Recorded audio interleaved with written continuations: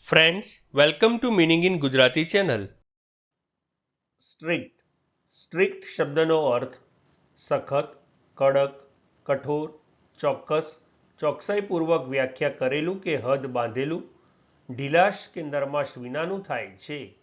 Strict શબ્દને આપણે વાક્યમાં પ્રયોગ કરીને સમજીએ.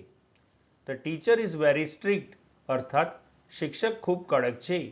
એક બીજું ઉદાહરણ જોઈએ. હી ફોલોસ અ સ્ટ્રિક્ટ ડાયટ, અર્થાત તે ચોક્કસ આહારનું પાલન કરે છે. એક અન્ય ઉદાહરણ જોઈએ.